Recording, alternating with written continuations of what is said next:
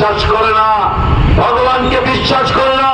জিতেন বাবু আসলে জিতেন বাবুকে এখানে আটকে বলবেন যে জিতেন বাবু আপনি কবে মা ত্রিপুরেশ্বরী মন্দিরের মাথা থেকে বলেছেন যে মা এই রাজ্যে 40 লক্ষ মানুষের মঙ্গল করো? মালিক বাবুকে বলবেন যে মা ত্রিপুরেশ্বরী মন্দিরে আপনারা দেখেছে কিনা আমি জানি না, কোন কমিউনিস্ট নেতা সেখানে মায়ের মন্দিরে গিয়ে যে মা আমাদের সকলের আস্থা, ভারতবর্ষের প্রত্যেকটা সনাতনীদের আস্থা, যে মার দর্শন করার জন্য বহির্রাজ্য থেকে বিদেশ থেকে মার চরণে আসে, সেখানে সকলের মঙ্গল প্রার্থনা করে সে মা ত্রিপুরেশ্বরী মন্দিরে গিয়ে প্রণাম করে মানিক সরকার বলেছে কিনা যে মা 40 লক্ষ মানুষের মঙ্গল করো? বিশ্বাস করল না। এক প্রতাপ করে মানুষের সামাজিক অনুষ্ঠান পর্যন্ত বন্ধ করে দিয়েছিল। আজকে আগামী দিন গণেশ পূজা হবে, আমি অবাক হয়ে যাই যে মানুষের কত আমল পরিবর্তন হয়েছে, মানুষের মানসিকতার কত পরিবর্তন হয়েছে। জায়গায় জায়গায় সেই আমাদের গণেশ পূজা আজকে বৃহত্তর পুজোর রূপ নিয়েছে। কেন তখন গণেশ ঠাকুরের পুজো করার জন্য মানুষের মধ্যে কেন উৎসাহ ছিল? কেন মায়ের পূজা, মা কালী মায়ের পূজা করার উৎসাহ ছিল না? এখন কেন উৎসাহ হয়েছে? আজকে নিমন্ত্রণ করা হতো, নিমন্ত্রণে পর্যন্ত কে কে যায় সিসিটিভি ক্যামেরা লাগিয়ে রাখতো যে তার বাড়িতে এই যে কালী পূজা হচ্ছে নিমন্ত্রণে কে কে যায়। এই পরিবেশ থেকে আমরা মুক্ত হয়েছে, এই পরিবেশ থেকে মুক্ত হয়েছে। আপনারা যারা এখানে উপস্থিত হয়েছেন, আমি আপনাদের কাছে অনুরোধ করব, এই ত্রিপুরা রাজ্যের যে ডেভেলপমেন্ট, এই ডেভেলপমেন্টকে এবং এই রাজ্যের মধ্যে অশান্তির বাতাবরণ ভারতবর্ষের রাজনীতিও দেখতে পাচ্ছেন যে ভারতবর্ষের দেশের যশস্বী প্রধানমন্ত্রী নরেন্দ্র মোদীজির নেতৃত্বে দেশ যেভাবে চলছে, ওই ডিপ স্টেটগুলি আমাদের পার্শ্ববর্তী বাংলাদেশের মধ্যে যেভাবে চলমান একটা সরকারকে ফেলে দিয়ে অরাজকতার সৃষ্টি করেছে, সেই পলিসি ওই জায়গার মধ্যে ভারতবর্ষের মধ্যে ওই দিল্লির মধ্যে করেছে। বাংলাদেশে কাদের লেলিয়ে দেওয়া হয়েছে? ছাত্রদেরকে লেলিয়ে দেওয়া হয়েছে। ককরোচ পার্টির নামে দিল্লির মধ্যে কাদের লেলিয়ে দেওয়া হয়েছে? সেই আন্দোলন ছাত্ররা তাদের দাবি নিয়ে আন্দোলন করবে, তাদের রাইট আছে, তাদের রাইট আছে, আমরা তাদের সঙ্গে আছি। কিন্তু যেই মাত্র দ্বিতীয় দিন গেল, কি দেখতে পেলাম? সেই ছাত্র আন্দোলনের মাঝখান থেকে শাউটিং হচ্ছে। কি শাউটিং হচ্ছে? ভারত মাঙ্গে আজাদি, কাশ্মীর মাঙ্গে আজাদি,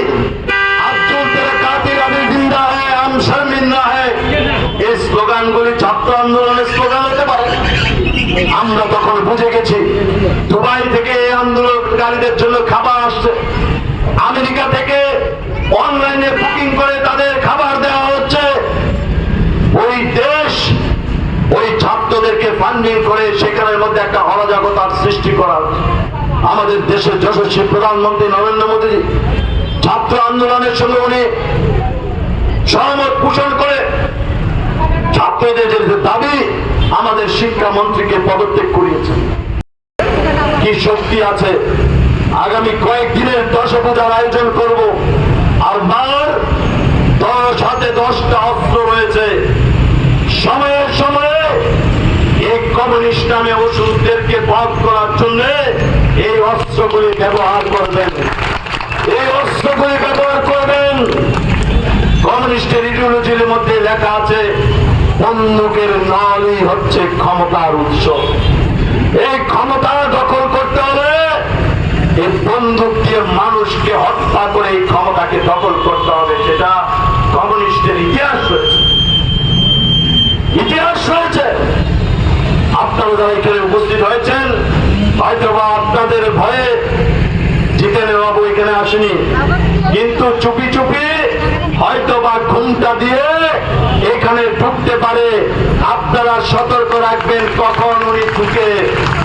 এই ঘুমটা খুলে বলবেন, মানুষের কাছে দাঁড়িয়ে মানুষের উদ্দেশ্যে বলুন কেন আপনাদের কার্যকর্তা আমাদেরকে আক্রমণ করেছে, কেন আক্রমণ করেছে। এই কথাগুলি মানুষদেরকে বলবেন। আর এখানে ব্যবসায়ীদের বন্ধুদেরকেও গাড়ি মালিক করছেন, যিনি বলছে এখানে ব্যবসায়ী বন্ধুদেরকেও গাড়ি দেওয়া হচ্ছে। যারা এখানে দীর্ঘদিন ধরে ব্যবসা করে অনেক সিনিয়র নেতৃত্বরা আছেন, সিনিয়র লোক আছেন, যারা 40 বছর 30 বছর 35 বছর আপনাদের সময়কাল থেকে এখানে ব্যবসা করে আসছেন, তাদেরকেও গালিগালাজ দিচ্ছেন, তাদেরকেও বদনাম করছেন।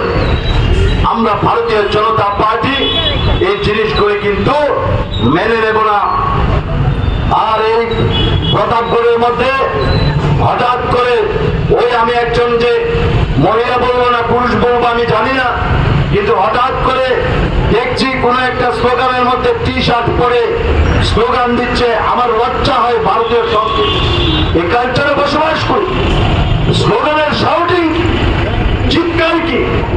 উনি টি শার্ট পরে যদি আসেন, আপনারা আমাদের বাঙালির পরিধান কপালে বড় লাল টিপ দিয়ে মাথায় সিঁদুর পরে আর একটা সুতির কাপড় পরে ওই ওয়েস্টার্ন কালচারে এই ওয়েস্টার্ন কালচার ঢুকিয়ে আর ভারত বিরোধী যারা স্লোগান দেবে তাদেরকে তাড়াবেন, তাদেরকে তাড়াবেন, কোন স্থান নেই।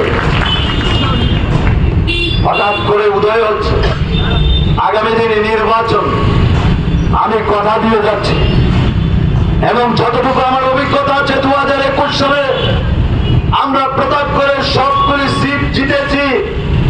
আর আমি কথা দিয়ে যাচ্ছি এই যে 26-এ এএমসি নির্বাচন হবে, এএমসি নির্বাচনে খাতার মধ্যে লিখে রাখুন, জামানত যদি জব্দ করতে না পারছি আমরা ভারতীয় জনতা পার্টির মানুষের কাছে যাব, কারণ মানুষের পালস আমরা অনুভব করতে পারি, মানুষ কি চাইছে আমরা অনুভব করতে জানি, মানুষদের সঙ্গে আমরা সব সময় থাকি, মানুষের ভালোবাসা আদর আপ্যায়ন স্নেহ এইগুলি নিয়ে আমরা চলার চেষ্টা করছি। এই সাধারণ মানুষের আর্থসামাজিক উন্নয়নে আপনারা কাজ করেননি, আপনারা কাজ করেননি। প্রতাপগড়কে একটা পরিচয় দিয়েছিলেন, ত্রিপুরা রাজ্যের প্রতাপগড়ের মানুষ গরিব মানুষ, প্রতাপগড়ের মানুষ অশিক্ষিত মানুষ, প্রতাপগড়ের মানুষ উন্নয়নের পথে হাঁটতে জানে না। সেই ক্যাপশন গুলি আপনাদের সময় দিয়েছেন, আজকে এই ক্যাপশন পরিবর্তন হয়ে ভারতীয় জনতা পার্টির নেতৃত্বে এই প্রতাপগড়ের মধ্যে নতুন ক্যাপশন জড়িত করা হয়েছে, যে কি যে অন্যান্য বিধানসভার চাইতো প্রতাপগড়ের মানুষ শিক্ষিত মানুষ, প্রতাপগড়ের মানুষ উন্নয়ন করতে জানে। প্রতাপগড়ের গলিগলিতে আজকে গণেশ পূজা হচ্ছে, মা কালীর পূজা হচ্ছে, সন্তোষী মার পূজা হচ্ছে। তারা ভগবানে বিশ্বাস করে না, ভগবানকে বিশ্বাস করে না। জিতেন বাবু আসলে জিতেন বাবুকে এখানে আটকে বলবেন যে জিতেন বাবু আপনি কবে মা ত্রিপুরেশ্বরী মন্দিরের মাথা থেকে বলেছেন যে মা এই রাজ্যে 40 লক্ষ মানুষের মঙ্গল করো? মালিক বাবুকে বলবেন যে মা ত্রিপুরেশ্বরী মন্দিরে আপনারা দেখেছে কিনা আমি জানি না, কোন কমিউনিস্ট নেতা সেখানে মায়ের মন্দিরে গিয়ে যে মা আমাদের সকলের আস্থা, ভারতবর্ষের প্রত্যেকটা সনাতনীদের আস্থা, যে মার দর্শন করার জন্য বহির্রাজ্য থেকে বিদেশ থেকে মার চরণে আসে, সেখানে সকলের মঙ্গল প্রার্থনা করে সে মা ত্রিপুরেশ্বরী মন্দিরে গিয়ে প্রণাম করে মানিক সরকার বলেছে কিনা যে মা 40 লক্ষ মানুষের মঙ্গল করো? বিশ্বাস করল। এক প্রতাপগড়ে মানুষের সামাজিক অনুষ্ঠান পর্যন্ত বন্ধ করে দিয়েছিল। আজকে আগামী দিন